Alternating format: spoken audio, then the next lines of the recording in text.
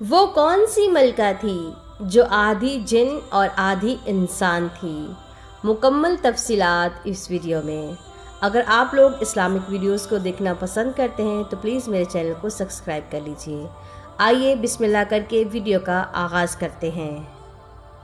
حضرت سلیمان علیہ السلام کے دور میں ایک ایسی ملکہ تھی جس کے تخت کا ذکر قرآن میں آیا ہے۔ سورۃ نمل میں اللہ تعالیٰ فرماتے ہیں، اور اسے ہر چیز میں سے ملا ہے اور اس کا بڑا تخت ہے، یعنی وہ ہر نعمت جو کسی بادشاہ کو ملتی ہے وہ ملکہ سبا کو حاصل تھی، اور اس کا تخت جواہرات سے مزین تھا۔ پھر ہدہد نے حضرت سلیمان علیہ السلام کو بتایا کہ اس ملک کے لوگ کافر ہیں اور وہ سورج کی پوجا کرتے ہیں۔ شیطان نے انہیں گمراہ کر رکھا ہے اور وہ اس بدبخت کے بہکاوے میں آ کر اللہ تعالیٰ کی عبادت اور اطاعت کو چھوڑ چکے ہیں۔ اللہ تعالیٰ زمین و آسمان کا مالک اور ہر ظاہر و باطن سے آگاہ ہے، اور وہ اسے چھوڑ کر سورج کو اپنا خدا بنا بیٹھے ہیں۔ اسی طرح اللہ تعالیٰ قرآن پاک میں فرماتے ہیں سورۃ نمل میں، اللہ کے سوا کوئی سچا معبود نہیں، وہ بڑے عرش کا مالک ہے۔ حضرت سلیمان علیہ السلام نے جب ہدہد کی باتوں کو سنا تو ملکہ سبا کے نام ایک مکتوب بھیجا جس میں اسے اللہ اور اللہ کے نبی کی اطاعت کی تلقین کی۔ اسے حکم دیا کہ وہ اور اس کی قوم اللہ کی عبادت کرے اور اس کے نبی کی پیروی کرے۔ ملکہ سبا سے کہا کہ وہ مجھ سے بلند نہ ہو اور ہٹ دھرمی چھوڑ کر میرے احکامات کو مانے اور بغیر کسی تردد اور دیر کے میرے پاس آئے۔ جب ہدہد اس مکتوب کو لے کر ملکہ سبا کے پاس پہنچا، اس وقت سے لوگوں نے مکتوب بھیجنے کا طریقہ ایجاد کیا۔ مفسرین کرام کا قول ہے کہ ہدہد جب مکتوب لے کر ملکہ سبا کے محل پہنچا تو وہ اس وقت اکیلی بیٹھی ہوئی تھی۔ ہدہد نے مکتوب اس کی گود میں پھینک دیا اور پھر ایک کونے میں جا کر بیٹھ کر جواب کا انتظار کرنے لگا۔ ملکہ نے مکتوب پڑھ کر اپنے وزیر اور مشیر کو اکٹھا کیا اور ان سے کہا، میری جانب ایک عزت والا مکتوب آیا ہے۔ اور پھر اس نے مکتوب کے مندرجات کو پڑھ کر سنایا اور اپنے وزیر اور مشیر سے اس معاملے میں رائے طلب کی اور کہا کہ میں اس معاملے میں خود سے کوئی فیصلہ نہیں کرنا چاہتی اور تمہارے مشورے سے ہی کوئی فیصلہ کروں گی۔ وزیروں اور مشیروں نے ملکہ سبا سے کہا کہ ہم طاقتور ہیں اور دشمن سے مقابلہ کرنے کی طاقت رکھتے ہیں۔ اگر ملکہ چاہے تو ہم ان سے لڑنے کی صلاحیت رکھتے ہیں، بس اب فیصلہ ملکہ کو کرنا ہے کہ ہمیں کیا کرنا چاہیے۔ وزیروں اور مشیروں نے اپنی فرمانبرداری کا ثبوت دیا اور ملکہ کو اس بات کا یقین دلایا کہ اگر ملکہ چاہے تو وہ اپنی طاقت اور قوت کا اظہار کر سکتے ہیں۔ ملکہ کی رائے کو اس لیے فوقیت دی گئی کیونکہ ملکہ جانتی تھی کہ مکتوب بھیجنے والا کوئی شخص عام نہیں ہے اور وہ ہرگز مغلوب نہیں کر سکتی۔ اللہ کے نبی کی مخالفت مول لینا اس کے بس کی بات نہیں، اور نہ ہی وہ اللہ کے نبی کو دھوکہ دے سکتی ہے۔ چنانچہ اس نے اپنے وزیروں اور مشیروں سے کہا۔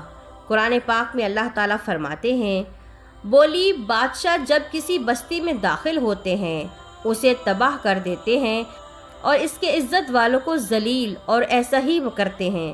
پھر ملکہ سبا نے کہا کہ میں ان کی جانب ایک تحفہ بھیجتی ہوں اور دیکھتی ہوں کہ قاصد کیا جواب لے کر لوٹتا ہے۔ شاید ہماری جانب سے بھیجے گئے تحائف سے وہ نرمی کی جانب مائل ہو جائے، لیکن وہ اس حقیقت سے بے خبر تھی کہ حضرت سلیمان علیہ السلام اس کے تحائف کو قبول نہیں کریں گے۔ چنانچہ وہ کافر ہے، اور اگر انہوں نے دعوت حق کو رد کیا تو حضرت سلیمان علیہ السلام اور ان کا عظیم لشکر ان کو شکست دینے کی قوت رکھتا ہے۔ تحائف لے کر حضرت سلیمان علیہ السلام کے پاس پہنچا تو آپ علیہ السلام نے اس قاصد سے فرمایا، کیا تم مال کے ذریعے میری مدد کرنا چاہتے ہو؟ حالانکہ اللہ تعالیٰ نے مجھے جو دیا ہے وہ اس سے کہیں بہتر ہے۔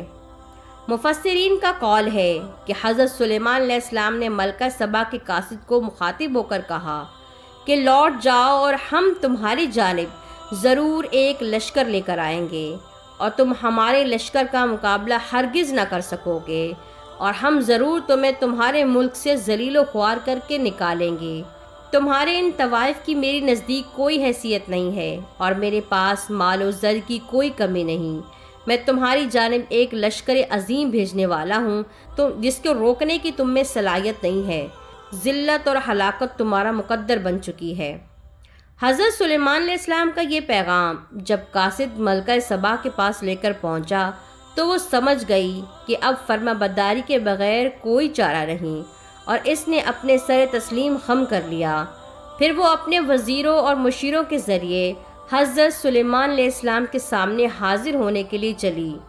جب حضرت سلیمان علیہ السلام کو ملکہ سبا اور اس کے درباریوں کی آمد کی اطلاع ملی تو آپ علیہ السلام نے جنوں کو حکم دیا، اور اس واقعے کا ذکر اللہ نے قرآن پاک میں یوں فرمایا ہے۔ سورۃ نمل میں اللہ تعالیٰ فرماتے ہیں، حضرت سلیمان علیہ السلام نے فرمایا، اے درباریوں، تم میں سے وہ کون ہے جو اس کا تخت میرے پاس لے آئے اس سے پہلے کہ وہ میرے پاس پہنچے؟ ایک بڑا طاقتور اور شرارتی جن بولا کہ میں وہ تخت حضور کی خدمت میں حاضر کر دوں گا قبل اس سے کہ حضور مجلس ختم کریں۔ بے شک میں اس پر قوت والا اور امانت دار ہوں۔ پھر اس نے عرض کیا کہ جس کے پاس کتابی علم تھا کہ میں اسے حضور کی خدمت میں حاضر کر دوں گا ایک پلک جھپکنے سے بھی پہلے۔ پھر حضرت سلیمان علیہ السلام نے اپنے پاس تخت دیکھا۔ یہ میرے رب کے فضل ہے تاکہ مجھے آزمائے کہ میں شکر کرتا ہوں یا ناشکری، اور جو شکر کرے وہ اپنے لیے شکر کرتا ہے، اور جو ناشکری کرے وہ اپنے لیے ناشکری کرتا ہے۔ میرا رب بے پرواہ ہے اور سب خوبیوں والا ہے۔ پھر حضرت سلیمان علیہ السلام نے ملکہ سبا کے تخت میں کچھ تبدیلیاں کر دیں، اور جب ملکہ سبا محل پہنچی تو آپ علیہ السلام نے اس کے سامنے تخت رکھ دیا اور فرمایا، کیا یہ وہی تخت ہے جو تمہارے پاس ہے؟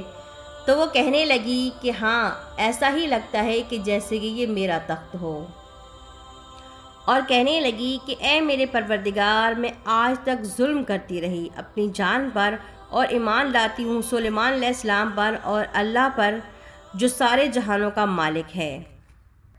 حضرت سلیمان علیہ السلام نے ملکہ سبا کو سورج کی پوجا کرنے سے روکا۔ ملکہ سبا اور اس کی قوم سورج کی پوجا اس وجہ سے کرتے تھے کہ ان کے آباء و اجداد بھی ایسا کرتے تھے، اور ان کے پاس ان کی کوئی دلیل نہ تھی۔ حضرت سلیمان علیہ السلام نے ملکہ سبا کے آنے سے قبل ایک ایسا محل تعمیر کروایا جو شیشے کا بنا ہوا تھا، جس کا فرش اس انداز کا بنایا ہوا تھا کہ محسوس ہوتا تھا کہ شاید نیچے پانی بہہ رہا ہے۔ محل کی چھت بھی شیشے کی تھی، اور فرش کے نیچے پانی میں مچھلیاں اور دیگر اباؤ جانور چھوڑے گئے تھے۔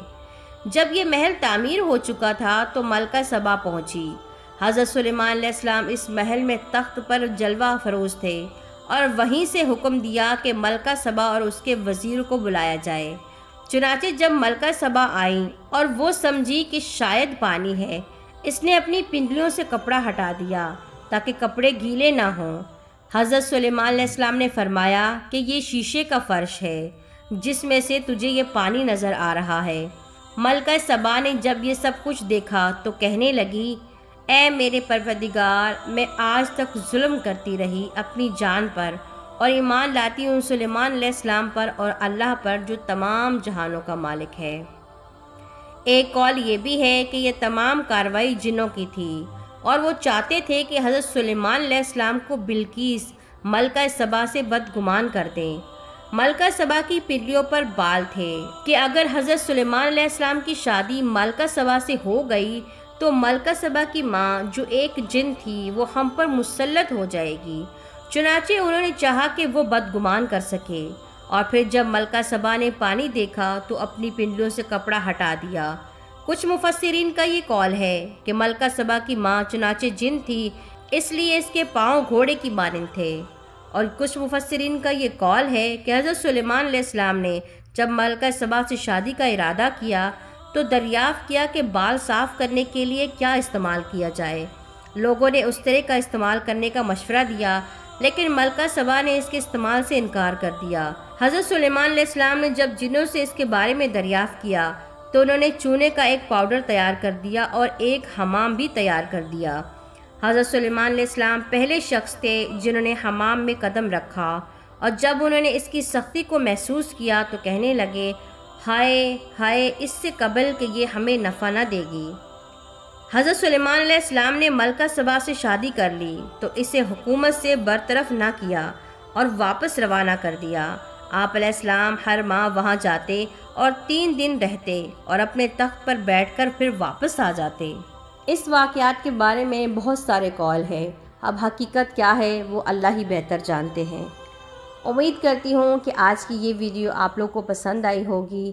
اگر ویڈیو آپ کو پسند آئی ہے تو پلیز ایک پیارا سا کمنٹ کر دیں اور ویڈیو کو لائک کر دیں۔ اپنا بہت سارا خیال رکھیے گا، دعاؤں میں یاد رکھیے گا۔ اللہ حافظ۔